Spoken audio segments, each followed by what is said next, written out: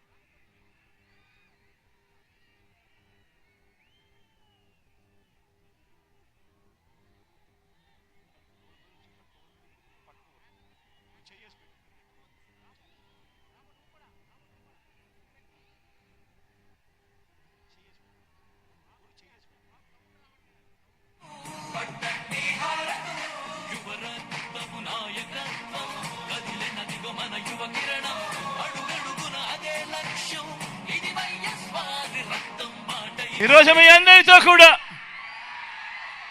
మీ అందరి సమక్షంలో నిలుచుని అందరినీ కూడా ఆలోచన చేయమని కోరుతా ఉన్నా.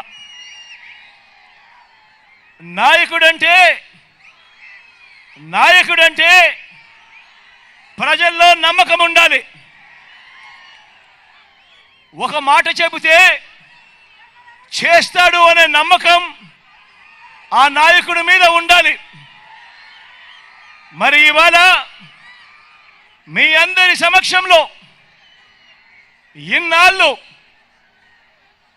అంటే ఈ 58 నెలలుగా సీఎంగా మీకు మంచి చేసి ఈరోజు మీ అందరి సమక్షంలో మీ జగన్ ఒక వైపున ఉన్నాడు, మరోవైపున అటువైపున గతంలో 14 ఏళ్ళు అధికారం చెలాయించి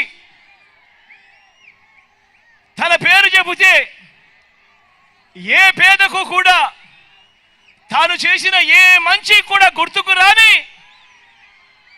మరో పెత్తందారి అటువైపున ఉన్నాడు.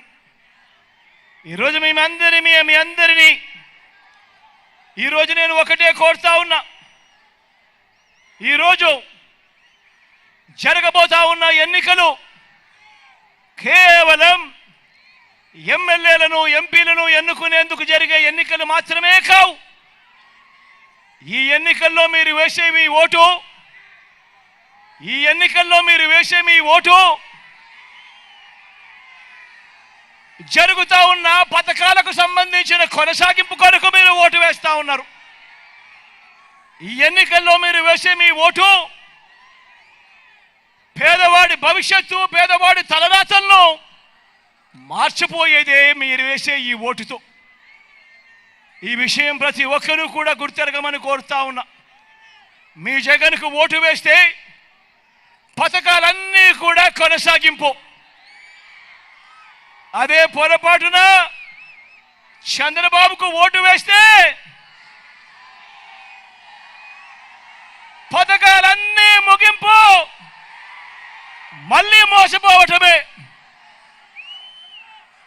చంద్రబాబుకు ఓటు వేస్తే ఏం జరుగుతుంది? మళ్ళీ చంద్రముఖి నిద్రలేస్తుంది. లుకలుక అంటూ మళ్ళీ 5 ఏళ్ళు మీ అందరి రక్తం తాగేందుకు మీ తలుపు తడుతుంది.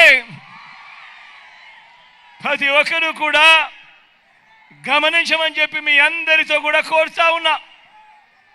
ఈరోజు మీ ముందు నిలబడి ఈరోజు మీ అందరి సమక్షంలో అడుగుతా ఉన్నాను, మీరు ఎవరి విశ్వసనీయత ఏమిటి అన్నది, ఎవరు ఎలాంటి నాయకుడు, ఎవరు విశ్వసనీయత కలిగిన నాయకుడు, ఎవరు వంచనలు ఎవరు మోసాలు చేసే నాయకుడు అన్నది ఈరోజు మీ అందరి సమక్షంలోనూ కూడా ఈరోజు అడుగుతా ఉన్నా. ఈరోజు ఎవరి రికార్డు ఏమిటో చేద్దామా అని అడుగుతా ఉన్నాను. ఈ సందర్భంగా మిమ్మల్ని అందరినీ కూడా ఎవరి రిపోర్ట్ ఏమిటో చూద్దామా అని అడుగుతా ఉన్నాను ఈ సందర్భంలో మీ అందరితో. ఎవరిది బోగస్ రిపోర్టు, ఎవరిది ప్రోగ్రెస్ అనేది తేల్చేద్దామా అని చెప్పి ఈ సమక్షంలో మీ అందరినీ అడుగుతా ఉన్నా.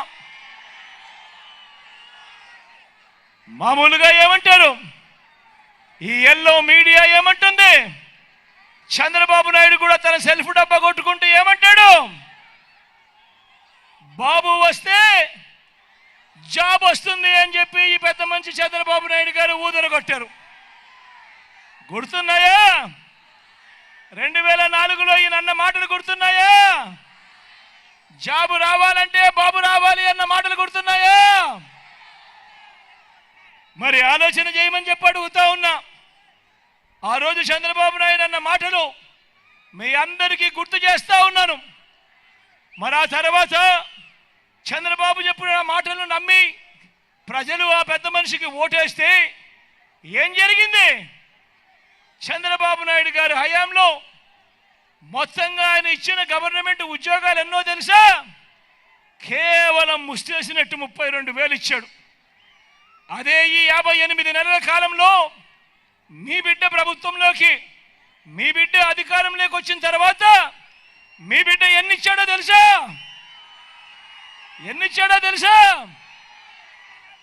స్వతంత్రం వచ్చినప్పటి నుంచి మన రాష్ట్రంలో ఉన్న గవర్నమెంట్ ఉద్యోగాలు ఎన్ని అనంటే 4 లక్షల ఉద్యోగాలుంటే ఈ 58 నెలల కాలంలో మీ బిడ్డ ఇచ్చిన గవర్నమెంట్ ఉద్యోగాలు ఏకంగా మరో 2,31,000 ఉద్యోగాలు ఇచ్చాడు మీ బిడ్డ.